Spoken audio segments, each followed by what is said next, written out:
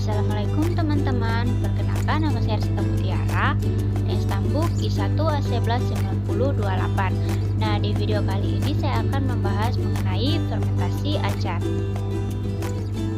Poin yang akan saya bahas yaitu pabrik acar mentimun, diagram alir dan produk, karakteristik bakteri asam laktat, sumber energi, kemampuan hidup, serta metabolisme. Pabrik acar. Kali ini saya mengambil contoh pabrik Cawi. Pabrik Cawi merupakan pabrik yang bergerak dalam bidang pengalengan makanan yang terletak di Desa Jugo, Kecamatan Kesamben, Kabupaten Blitar. Pabrik tersebut telah berdiri sejak tahun 1994. Pabrik Cawi tergolong home industry. Meskipun begitu, pabrik Cawi sudah dikenal masyarakat kelas menengah atas sebagai produk lokal yang sejajar dengan produk impor dengan harga yang relatif terjangkau. Pabrik Cawi mengolah mentimun gherkin yang berasal dari Italia dan menjadikan makanan yang dikalengkan dalam bentuk acar. Acar mentimun gherkin merupakan makanan yang banyak dikonsumsi oleh masyarakat kota hingga masyarakat luar negeri. Apa sih acar itu? Acar adalah suatu produk yang mempunyai cita rasa khas yang dihasilkan dari proses fermentasi bakteri asam laktat. Acar digunakan dengan menggunakan proses fermentasi anaerob agar tidak terjadi proses pembusukan. Diketahui bahwa proses fermentasi itu bertujuan untuk mengawetkan makanan melalui proses penghambatan bakteri patogen yang dapat membusukkan makanan. Salah satu bakteri yang biasa terdapat dalam proses fermentasi adalah bakteri asam laktat. Kira-kira apa sih bakteri asam laktat itu? Bakteri asam laktat adalah kelompok bakteri gram positif, tidak berspora, berbentuk bulat atau batang, memproduksi asam laktat yaitu Lactobacillus sebagai produk akhir selama fermentasi karbohidrat, katalase negatif, mikroaerotoleran, dan asidotoleran. Berikut diagram alir proses pembuatan acar mentimun. Pertama, siapkan mentimun segar. Setelah itu, dilakukan sortasi pada mentimun tersebut. Selanjutnya dilakukan pengupasan dan pencucian mentimun. Mentimun yang telah dibersihkan diperkecil ukurannya.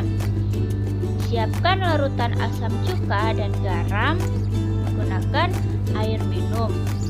Potongan mentimun tadi dilarutkan ke dalam larutan yang telah dibuat. Kemudian setelah itu lakukan proses fermentasi pada suhu kamar selama 2-7 hari. Dapat kita ketahui bahwa mentimun acar adalah mentimun yang telah diasamkan dalam air asin, cuka atau larutan lain dan dibiarkan begitu saja.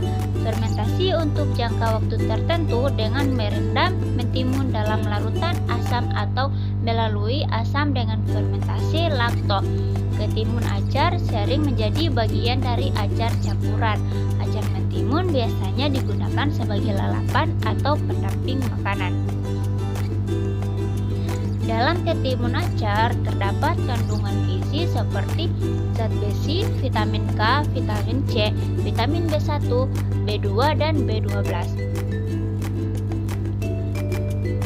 Adapun karakteristik bakteri asam laktat yaitu berbentuk kokus atau basil, tidak memiliki spora, hidup berantai atau berpasangan, dan juga bersifat anaerob fakultatif. Bakteri asam laktat pada acar ketimun dengan menggunakan uji morfologi, pewarnaan gram, dan uji biokimia, maka diperoleh 2 jenis bakteri asam laktat pada acar ketimun. Adapun bakteri asam laktat yang ditemukan antara lain adalah Lactobacillus plantarum dan Lactobacillus reuteri. Karakteristik secara umum adalah basil gram positif, katalase negatif, tidak motil suhu optimum 250 derajat Celcius sampai 300 derajat Celcius, dan memiliki tipe fermentasi heterofermentatif dan homofermentatif. Kemampuan hidup. Acar adalah salah satu metode pengawetan mengkonversi gula menjadi asam oleh bakteri asam laktat. Bakteri asam laktat terkandung dalam cuka. Faktor yang mempengaruhi pertumbuhan bakteri asam laktat yaitu pH. Untuk melakukan perombakan gula menjadi komponen lebih sederhana, maka pH optimum dari bakteri asam laktat yaitu berkisar 4-5. Selanjutnya suhu. Suhu merupakan faktor fisik yang berpengaruh pada laju pertumbuhan melalui pengaruh pada reaksi kimia dan stabilitas struktur protein. Reaksi kimia akan mengalami peningkatan seiring dengan meningkatnya suhu. Peningkatan suhu tersebut menyebabkan peningkatan energi kinetik dari reaktan yang akan mempercepat jalannya laju reaksi. Suhu optimum dari bakteri asam laktat yaitu 10-45 derajat Celcius. Selanjutnya nutrien. Bakteri asam laktat memerlukan nutrisi dasar seperti sumber karbon, nitrogen, dan energi untuk kebutuhan metabolisme, serta membutuhkan mineral dan vitamin untuk mendukung pertumbuhan bakteri asam laktat. Selanjutnya tekanan osmotik. Bakteri asam laktat akan tumbuh baik pada medium yang memiliki tekanan osmotik yang sesuai. Konsentrasi larutan sangat berperan penting dalam pertumbuhan bakteri asam laktat. Medium kultur yang digunakan biasanya memiliki tekanan osmotik yang rendah.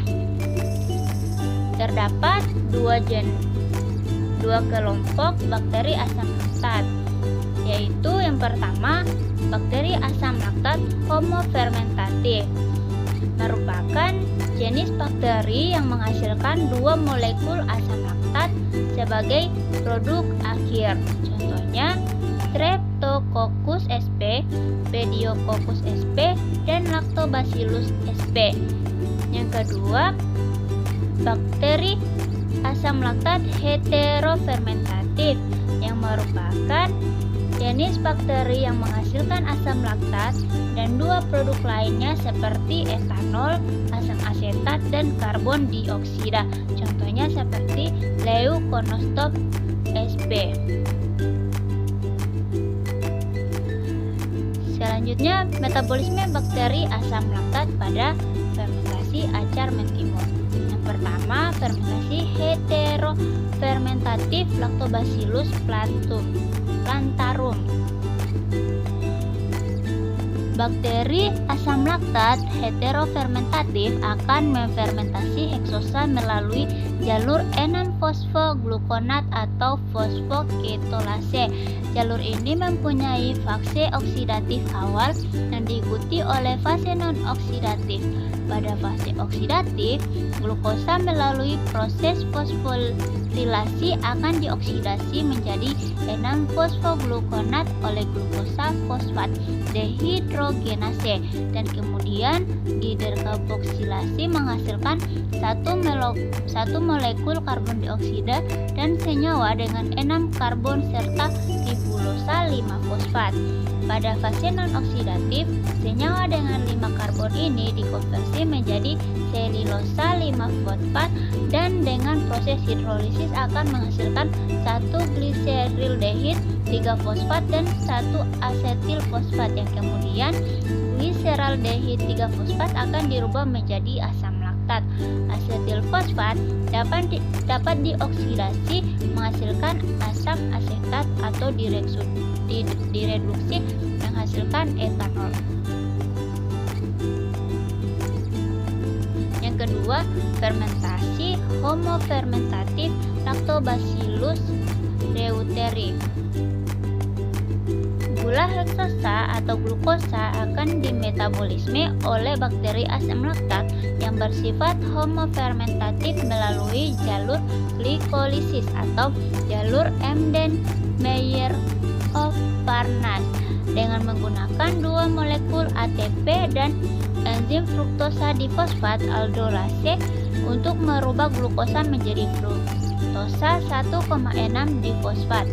Hidrolisis molekul ini menghasilkan dua molekul dengan 3 senyawa karbon akibat reaksi dehidrogenasi.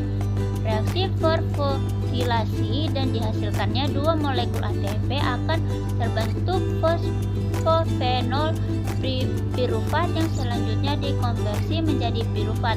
Asam pirufat kemudian akan dirubah menjadi asam laktat melalui aktivitas dari laktat dehidrogenase. Adapun sumber energi yang dibutuhkan bagi bakteri asam laktat yaitu yang pertama, bakteri asam laktat itu memanfaatkan gula sebagai sumber energi pertumbuhan dan menghasilkan metabolit berupa asam laktat selama proses fermentatif. Mikroba membutuhkan gula untuk aktivitas metabolisme dan perkembangbiakan sel. Mungkin itu saja yang dapat saya jelaskan. Sekian dan terima kasih. Wassalamualaikum warahmatullahi wabarakatuh.